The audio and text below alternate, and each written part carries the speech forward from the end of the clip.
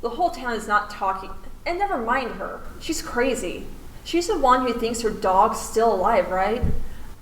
I saw her carrying around an empty leash and talking to it once. I don't trust anything she says. Ho ho, there you go, folks. I still can't believe that I deceived by it. Hello, hello, hello. Assalamu alaikum. Welcome to my channel. Let's straight to continue our investigation. Let's try rock from Dangling Rock.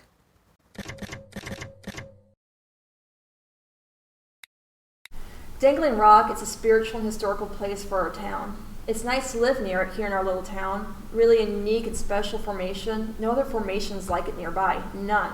So extraordinary. I think what brings most tourists to the area. It's something so out of the ordinary that they can't believe it visually, you know?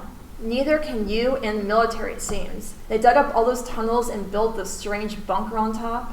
They cut their nose off to spite their face, always going against the grain. The area is really spiritual and positive. I don't understand it. And those crazy claims of rituals and sacrifices taking place up there. I've taken some out-of-town guests to the point to look at the view.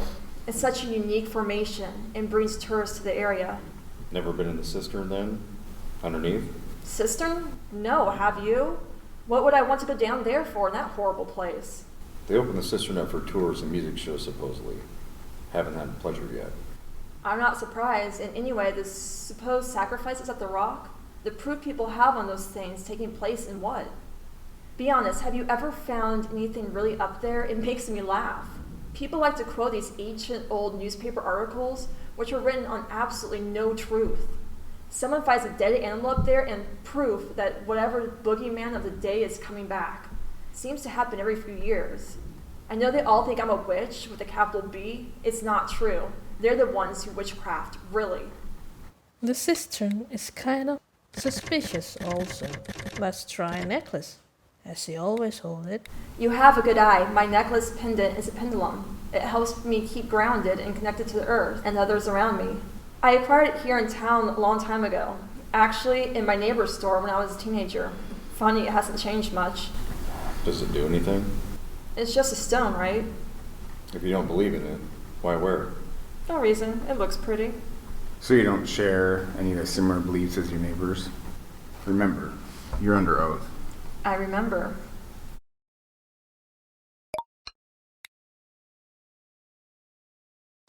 This is her necklace.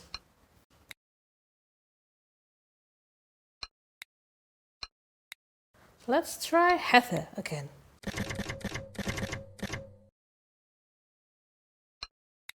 Was she one of the victims? Friend of Alana Morgan's?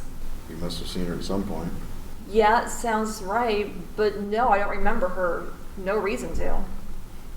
Let's try house.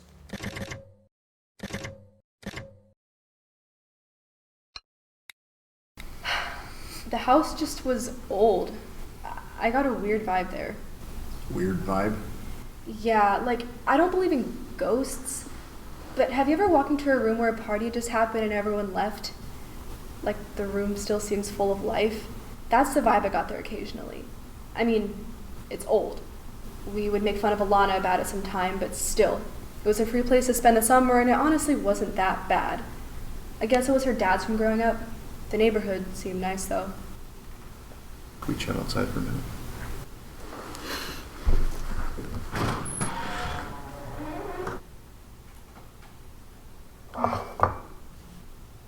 What? Did you see that? The glass was moving. What's that all about? We're back. Got a couple more questions for you.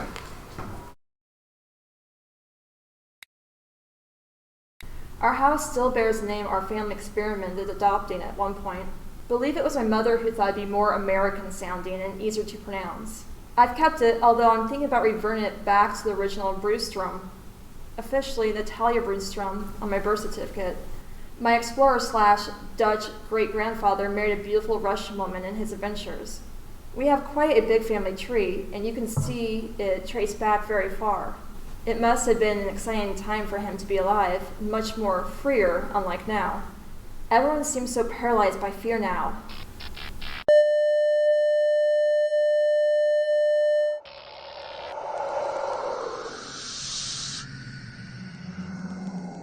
I'm sorry, what? I didn't say anything. Oh, okay, I thought you did. Sound like you whispered something to me? Anyway, I was saying we're Slavs tracing our roots back to the forests of Eastern Europe before that time. All very interesting to me, but I doubt we're here to talk about my genealogy. Let's get back to the topic that's useful to you, Lieutenant. Wow, another strange event. Is this game like Cheryl or more like X-File? You were married once before? Yeah, unfortunately. To an Anthony Valentine. That's right. How long were you married for? 7 years. Mine lasted 3. I guess there are exceptions to the rule. What rule? The 7-year itch. Your husband died, though. A little different. What did he die of? Tony died of a long-term illness. What sort of an illness? Just general illness, malaise. He was constantly sick. What was the cause of death? I can look this up too, but it would just be easier if you told me. Pneumonia. In your house? No, he had rented an apartment here downtown. Tell me more. Not much to tell, you know. Come on, Natalie. You're under oath now. You can't hide anymore. It's like pulling teeth. Funny you should say that. He was a dentist. Like I said, not much to tell. He was from upstate New York.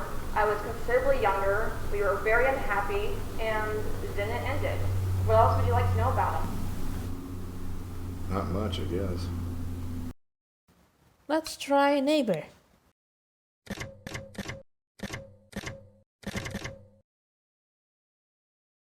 Earlier we walked through the festival downtown briefly. That festival of fire. We had some food and then went to the bar pretty early. At the bar, we just sat and had our drinks and listened to the singer. It was totally fine. I mean, we were laughing and joking while she sang. I think Alana recognized her. Said it was her neighbor. What did you guys have? To eat or drink, I mean. I can't remember. The drinks were red. I think they had some drink cocktail special that night. Their own thing we didn't eat. And anyone you think that might have been angry with you there? No, I don't think anyone was. But I remember Brian saying a couple of nights before that there was someone trying to pick a fight with him outside of the bar we were at when he was smoking. I think it was just a guy thing, though. Them being macho or whatever. But I don't disagree that there is a little bit of animosity towards people not from around here. The whole local versus whoever thing. I just decided not to buy into stuff like that. Do you remember what the guy looked like who had a problem with Brian? Yeah, do you remember them? No, not really. It was just some kind of drunk guy who lived here. Youngish. Wearing a hat. A baseball hat. We were at the bar on the corner of 3rd and Main. The guy's friends were pretty apologetic and were trying to calm him down. He didn't seem dangerous, really. Just drunk. Okay. How about anyone else?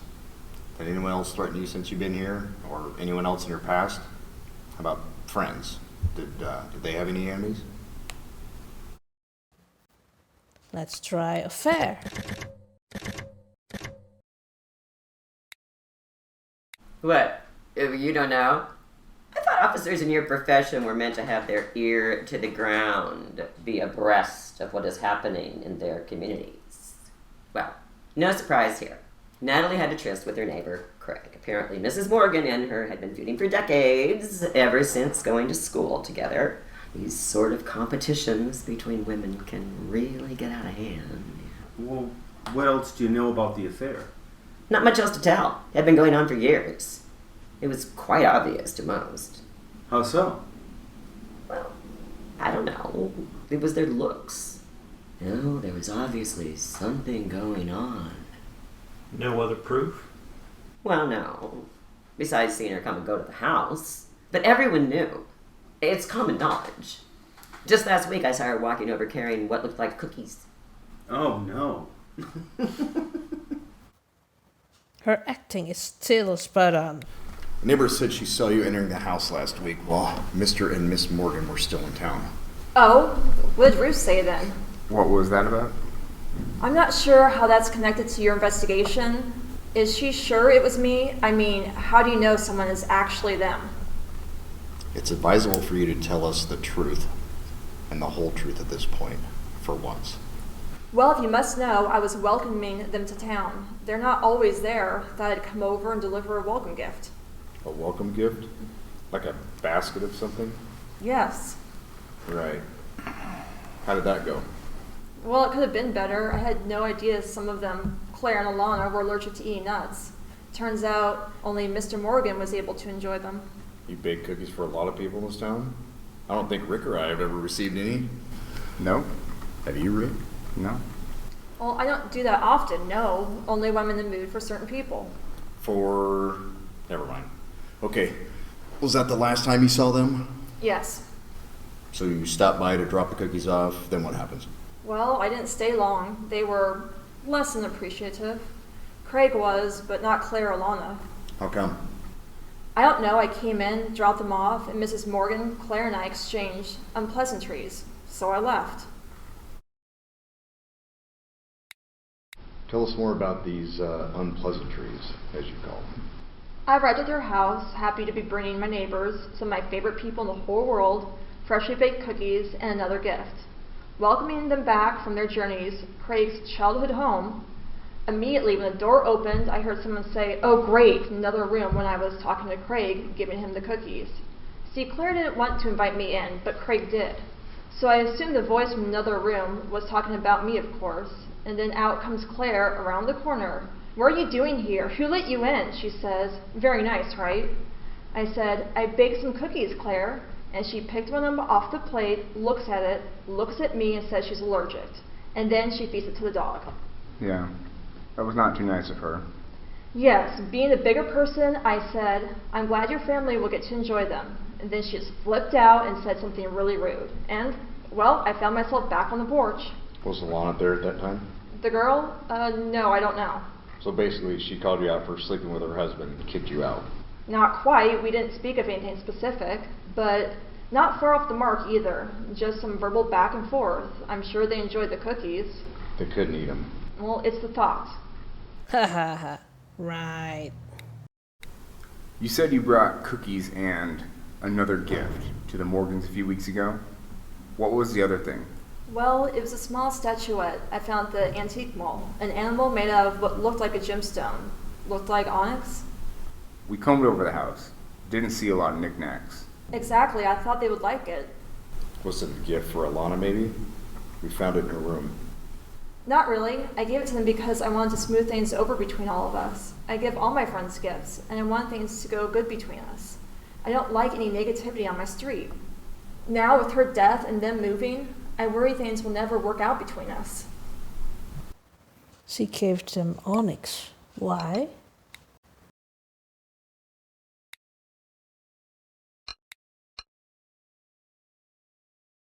This onyx. Onyx bird trinkets. When did your relationship with Alana's father begin?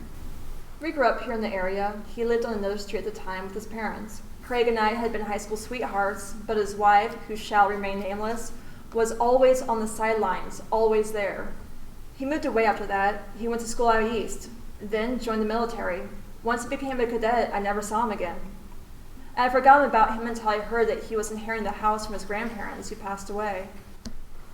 When was this? Probably about 6 years ago. He moved in, and that's when I finally met his family. Didn't even know he was married. We began seeing more and more of each other, as neighbors do. I don't see my neighbors like you see your neighbors. Neither do I. I'm not sure what you're trying to imply there. Some people choose the family route, others like to make their own decisions. Ha ha ha. So you start seeing each other. You live on the same street. When does the wife find out? I'm not concerned about what she knows. Well, I've always found if some people know, everyone knows. I can imagine it being hard to keep a big secret like that from your spouse. Not really getting a sense Natalie cares too much here, Rick, about their feelings. And there was the blow up with his wife, about cookies, of course. Of course. Oh, I care deeply about their feelings. I hope Craig is okay. Okay, folks, not much to tell about this affair. But those strange even. What about him? I think I'm right that this had to X-File type game, not Sherlock type of game. Okay, that's it for today. Stay healthy always. Assalamualaikum.